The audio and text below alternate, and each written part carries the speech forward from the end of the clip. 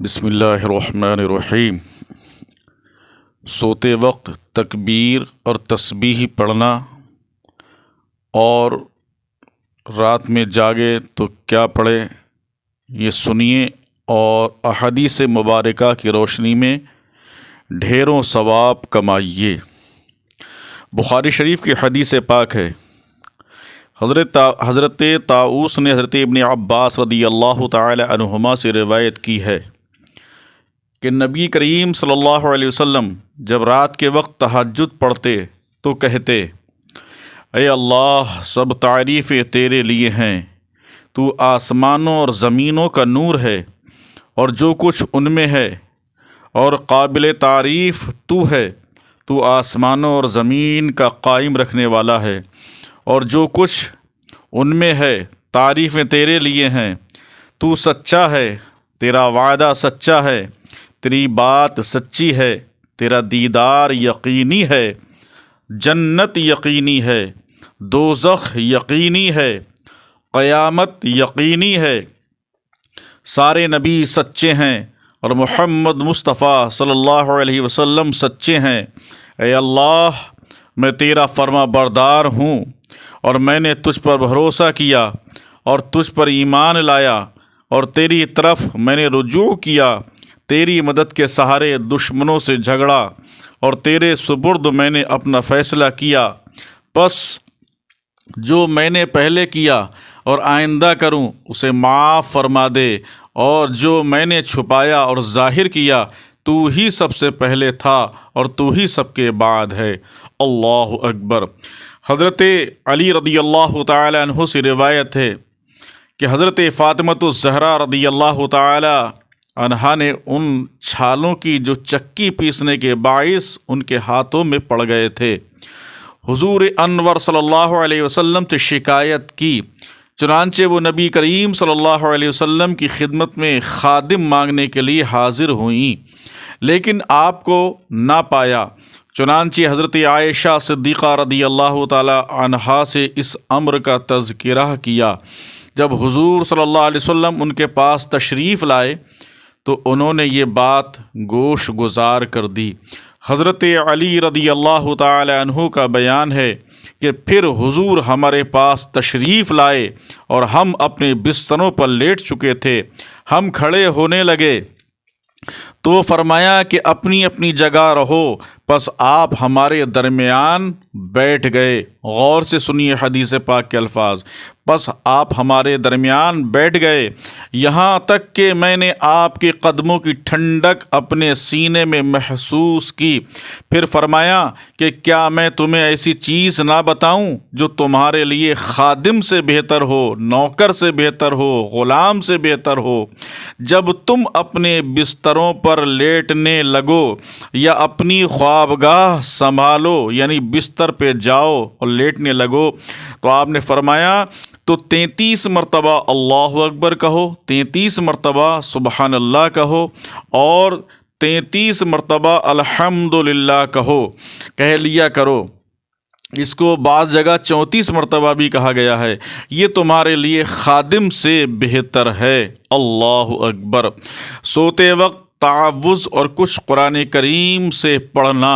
عروہ بن زبیر نے حضرت عائشہ صدیقہ رضی اللہ تعالی عنہا سے روایت کی ہے کہ رسول اللہ صلی اللہ علیہ وسلم جب بستر پر جانے لگتے، مسلمانوں غور سے سنیے حدیث پاک، کہ حضور صلی اللہ علیہ وسلم جب بستر پر جانے لگتے تو سورہ فلق یعنی قل اعوذ برب الفلق اور سورہ ناس یعنی قل اعوذ برب الناس پڑھ کر اپنے دونوں ہاتھوں پر دم کرتے اور پھر انہیں اپنے جسم اطہر پر مل لیا کرتے تھے۔ اللہ اکبر، سبحان اللہ۔ حضرت ابو ہریرہ رضی اللہ تعالی عنہ سے روایت کی ہے کہ نبی کریم صلی اللہ علیہ وسلم نے فرمایا، جب تم میں سے کوئی اپنے بستر پر جانے لگے تو اسے چاہیے کہ اپنے بستر کو اپنے ازار یعنی اپنے تہبند کے اگلے حصے سے صاف کرے، کیونکہ اسے کیا معلوم کہ اس کے بعد کیا چیز اندر آ گئی، یعنی بستر کو پہلے جھاڑ لے، بستر جھاڑ کر سونا چاہیے۔ پھر کہے اے اللہ تیرے نام کے ساتھ میں اپنا پہلو بستر سے لگاتا ہوں اور تیری عنایت سے اٹھتا ہوں. اگر تو میری اے اللہ اگر پروردگار عالم اگر تو میری رات میں روح قبض فرمائے تو اس پر رحم کرنا اور اس کی حفاظت فرمانا. جیسے تو نے نیک بندوں کی حفاظت فرمائی اسی طرح ابو زمرہ اسماعیل بن زکریا نے عبید اللہ سے روایت کی. یحییٰ بشر اور حضرت ابو ہریرہ رضی اللہ تعالیٰ عنہ نے نبی کریم صلی اللہ علیہ وسلم سے روایت کی ہے. اللہ اکبر. حضرت ابو ہریرہ رضی اللہ تعالیٰ عنہ سے روایت ہے کہ رسول اللہ صلی اللہ علیہ وسلم نے فرمایا کہ ہر رات کو اللہ تبارک و تعالی آسمانی دنیا کی طرف اپنی شان کے مطابق نزول فرماتا ہے جبکہ رات کا آخری تہائی حصہ باقی رہ جاتا ہے. فرماتا ہے کون ہے مجھ سے دعا کرنے والا تاکہ میں اس کی دعا قبول فرماؤں. کون ہے مجھ سے سوال کرنے والا تاکہ میں اسے عطا کروں. کون ہے مجھ سے استغفار کرنے والا کہ میں اس کی مغفرت کروں. اللہ اکبر. یہ حدیث پاک ہے. اگر رات کی تنہائی میں اٹھ کر بندہ خدا کی بارگاہ میں نماز تہجد ادا کرے اور خدا کی بارگاہ میں سچے دل سے اگر دعائیں مانگے تو انشاءاللہ العزیز ہمیں یقین کامل ہے کہ اللہ رب العزت اس کی دعاؤں کو ضرور قبول فرمائے گا.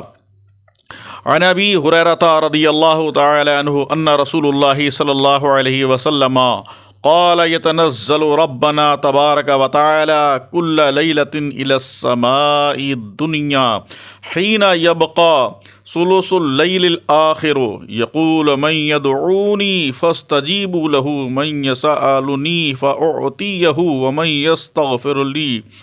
ومن يستغفرني فأغفر له. یعنی اللہ تبارک و تعالی فرماتا ہے کہ تم مجھ سے مانگو اور جو تم مجھ سے مانگو گے تو تم توبہ کرو گے، گناہوں سے توبہ کرو گے، جو جائز دعا مانگو گے میں تمہاری دعاؤں کو قبول فرماؤں گا. حضرت شداد بن اوس رضی اللہ تعالی عنہ سے روایت ہے. حضرت شداد بن اوس رضی اللہ تعالیٰ عنہ سے روایت ہے کہ نبی کریم صلی اللہ علیہ وسلم نے فرمایا کہ سید الاستغفار یہ ہے کہ اے اللہ تو میرا رب ہے، نہیں کوئی معبود مگر تو نے مجھے پیدا کیا ہے اور میں تیرا بندہ ہوں اور جو تجھ سے عہد وعدہ کیا تھا اس پر بسا قائم ہوں. جو تو نے مجھے نعمتیں دیں ان کا اقرار کرتا ہوں اور تیرے حضور اپنے گناہوں کا اقرار کرتا ہوں. پس تو مجھے بخش دے کیونکہ تیرے سوا گناہوں کو کوئی بخش نہیں سکتا. میں اپنے اعمال کی برائی سے تیری پناہ چاہتا ہوں. اگر کوئی شام کو اسے پڑھے اور رات کو مر جائے تو جنت میں داخل ہوا یا اہل جنت سے ہو گیا، اور اگر صبح کے وقت مرا تو وہ اہل جنت میں سے ہو گیا. سبحان اللہ. یہ ہے صبح اٹھنے پر کیا پڑھنا چاہیے اور کیا دل کے اندر یقین کامل ہونا چاہیے. حضرت حذیفہ رضی اللہ تعالیٰ عنہ سے روایت ہے کہ نبی کریم صلی اللہ علیہ وسلم جب سونے کے ارادہ فرماتے تو کہتے اے اللہ میں تیرے نام کے ساتھ سوتا اور جاگتا ہوں. اور جب نیند سے بیدار ہوتے تو کہتے خدا کا شکر ہے جس نے ہمارے مرنے کے بعد ہمیں زندہ کیا اور اسی کی طرف لوٹنا ہے. کیونکہ انسان جب سو جاتا ہے تو اس کو یہ پتہ نہیں لگتا کہ میں ہاتھ کہاں پڑے ہیں، میرے پیر کہاں پڑے ہیں، سر کہاں پہ پڑا ہوا ہے. اسی لیے پتہ نہیں صبح کو آنکھ کھلے یا نہ کھلے اللہ کی بارگاہ میں رات کو توبہ کر کے سونا چاہیے. حضرت ابو ذر رضی اللہ تعالی عنہ نے فرمایا کہ رات کے وقت جب نبی کریم صلی اللہ علیہ وسلم اپنے بستر پر تشریف لے جاتے تو کہتے اے اللہ میں تیرے نام کے ساتھ مرتا اور جیتا ہوں.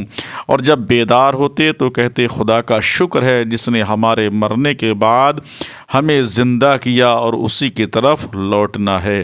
یہ ساری حدیثیں درس عبرت ہیں امت مصطفیٰ صلی اللہ تعالیٰ علیہ وسلم کے لیے۔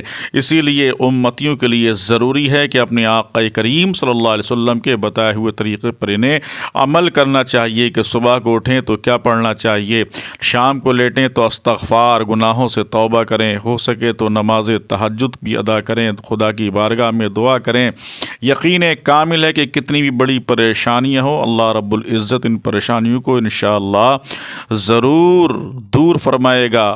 آپ اگر یہ حدیث پاک سن رہے ہیں تو سنتے رہیے، اور انشاءاللہ العزیز آپ ہمارے لیے دعا کیجئے گا، اور بالخصوص ہم اور بھی انشاءاللہ حدیث مبارکہ انشاءاللہ آپ کو اور بھی سناتے رہیں گے، اور اللہ ہمیں سچ بولنے، حق پہ قائم رہنے کی توفیق رفیق عطا فرمائے۔ یہ جو حدیثیں میں نے سنائی ہیں یہ سب بخاری شریف کی حدیث پاک ہیں، نبی کریم صلی اللہ علیہ وسلم سے روایت ہیں، اسی لیے حدیثوں کو سنیے گا۔ اچھی باتوں کو سننا بھی اچھا ہے، کیونکہ شیخ سعدی رحمۃ اللہ علیہ فرماتے ہیں کہ صحبت صالح ترا صالح کنت، نیکوں کی صحبت اچھا اثر لاتی ہے، بروں کی صحبت برا اثر لاتی ہے۔ اس لیے آپ اپنے دل کو دنیاوی خیالات سے پاک کیجیے، اور اپنے دل کو احادیث مبارکہ اور قرآن کی جانب لگائیے۔ انشاءاللہ آپ کو بے شمار نیکیاں بھی ملیں گی، ڈھیر و ثواب بھی ملے گا، اور آپ کی جانکاری میں اضافہ بھی ہوگا۔ اللہ رب العزت حدیث پاک کے پڑھنے میں کسی بھی طریقے سے مجھ سے کوئی غلطی ہوئی ہو، مولا تبارک و تعالی معاف فرمائے۔ استغفر اللہ ربی من کل ذنب و اتوب الیہ۔